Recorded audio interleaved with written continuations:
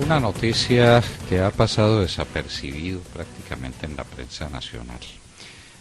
Nos ha traspasado el corazón de dolor otra vez, porque hemos recordado que este es un país, Colombia, lleno de oportunidades y que ha sido víctima de las peores administraciones y de las más atroces formas de corrupción. Nunca nos pareció bien y recordamos la época en que nuestro inolvidable profesor de Derecho Constitucional Álvaro Copete Lizarralde nos hablaba del Estado cantinero y de cómo él había visto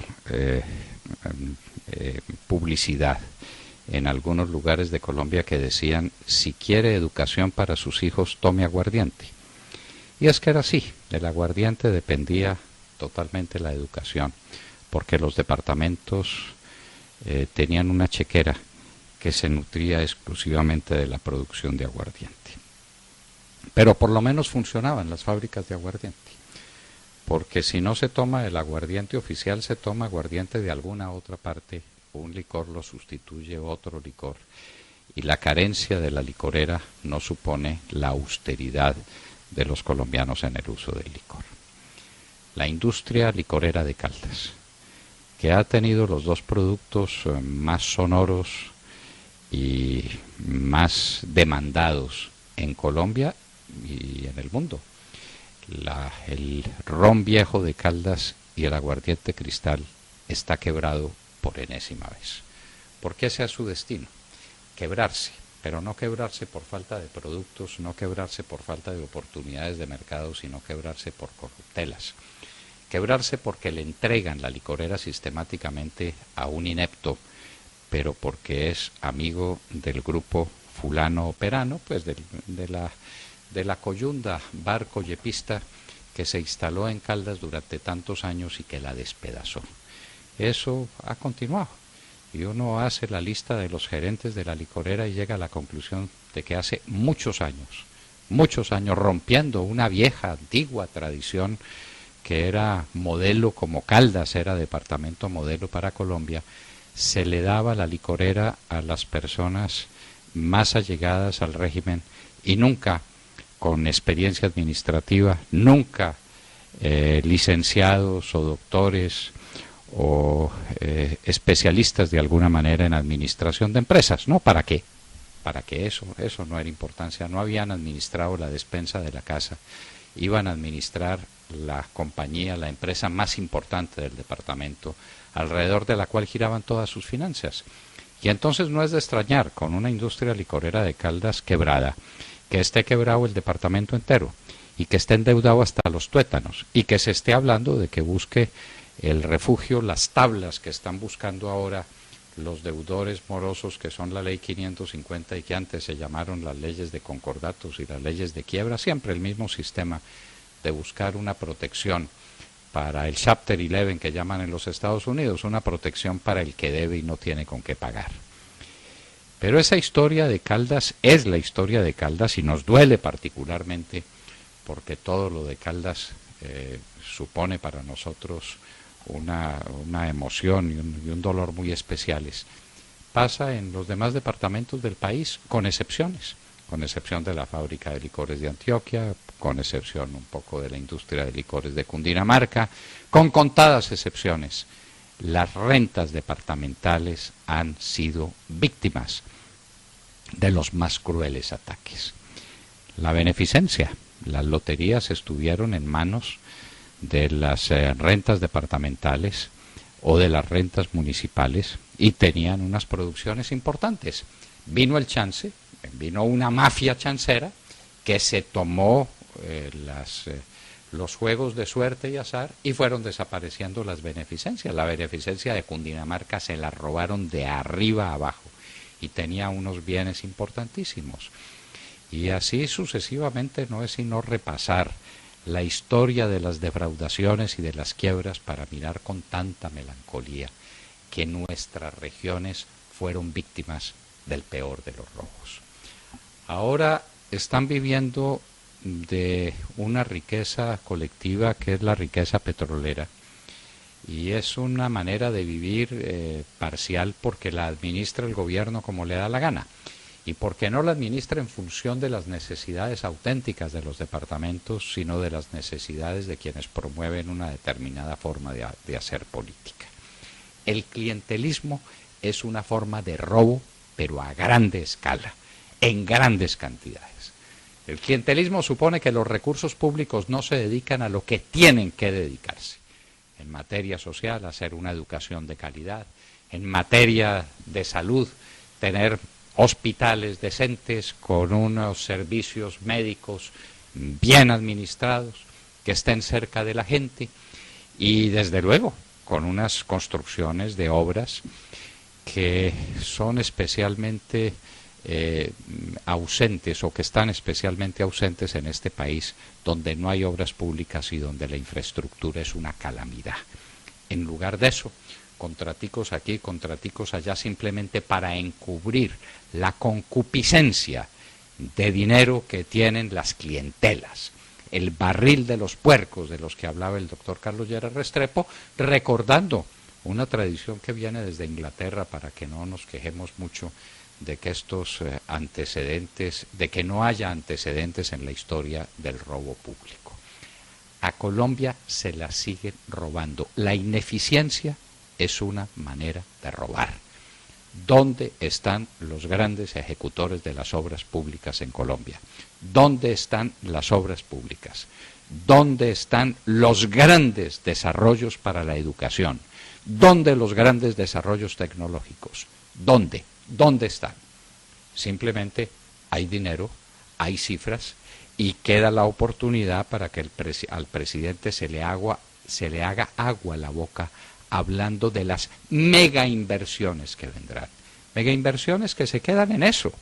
¿Qué puede hacer la señora ministra de Justicia cuando le hablan de las megacárceles pero no le dan el dinero? Pero no hay cómo empezar la licitación, pero no están los instrumentos adecuados de planeación que permitan poner eso en marcha. ¿Dónde están las grandes universidades públicas y el fortalecimiento de las obras públicas?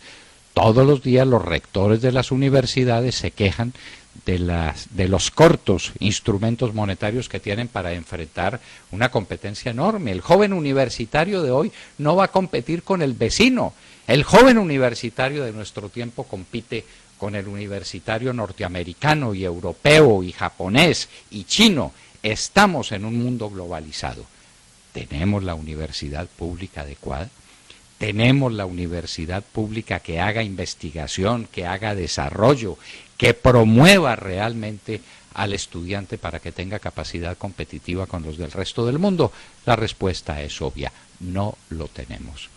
Y mientras eso ocurre, corren ríos de leche y de miel, los gastos son gigantescos y los dedicamos a empresas absolutamente improductivas como esos 4 billones de pesos que se dedicaron del presupuesto nacional y de una parte del presupuesto inexistente, simplemente abriendo un hueco que nadie sabe cómo se va a tapar para la gloria política de Germán Vargas Lleras y del presidente Santos, las famosas 100.000 casas gratuitas en un país que tiene un déficit de vivienda de por lo menos 1.500.000 unidades para familias que aspiran a tener un techo y que no lo tienen. Se nos roban los recursos y se nos roban las empresas. Las empresas nacionales se las robaron hace mucho tiempo. El IFI fue un desastre colosal, un desastre terrible. La banca pública fue un desastre en Colombia. Recordemos la época de la quiebra del Banco Popular, el Banco Central Hipotecario tuvo que desaparecer, la Caja Agraria tuvo que ser renovada después de haber sido víctima de toda clase de expoliaciones.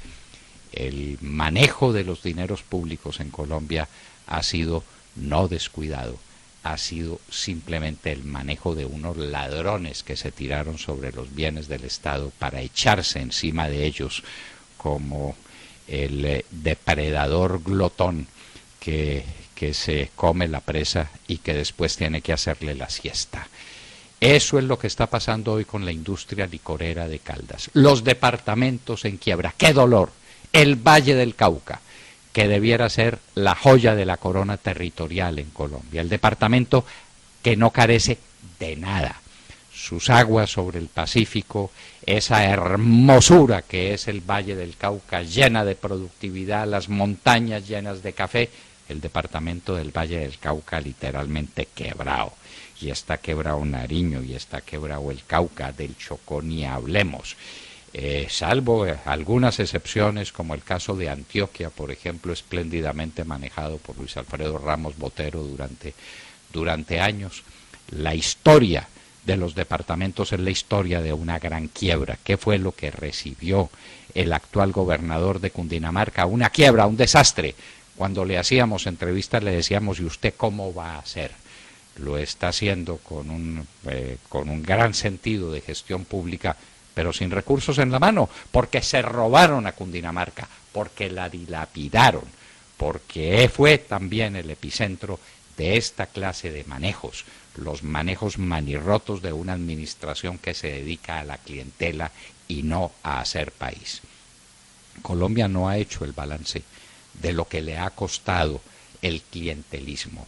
El clientelismo no es solamente una mala práctica para llegar al poder, es sobre todo un mal ejercicio del poder, porque los que llegan al poder llegan ávidos de sacar ventajas y llegan llenos de compromisos para repartir la cosa pública, por ejemplo, como se reparte la industria licorera de Caldas. Es un botón para la muestra. Esa noticia de que la industria licorera de Caldas está otra vez al pie de una bancarrota, consumada 1000 veces por la Unión Barcoyepista, que dominó ese departamento y lo sigue dominando desde hace no sé cuántos años, es la noticia que nos tiene que abrir los ojos sobre el manejo de la cosa pública. ¿Qué pasó con los departamentos riquísimos que recibieron regalías en cantidades gigantescas? El robo, la dilapidación, la improvisación han convertido esos departamentos en departamentos pobres. La capital de Casanare no tiene acueducto y es la meca del petróleo, como lo ha sido también el departamento de Arauca. ¿Qué ha pasado con esas regalías?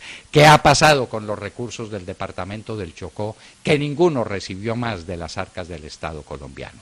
¿Qué ha pasado? ¿Por qué no hacemos un balance y por qué no, llenos de indignación, en lugar de quejarnos, exijamos unas listas adecuadas para el Congreso de la República y exijamos administración austera, administración eficiente?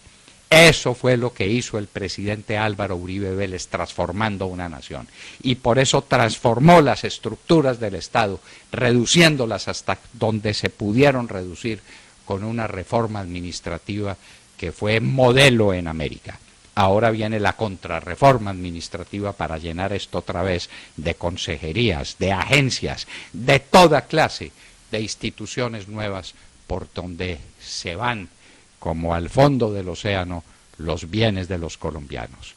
La dilapidación, el robo, la improvisación, el clientelismo, todo eso se refleja en la industria licorera de Caldas, que no es solamente una quiebra, es un síntoma.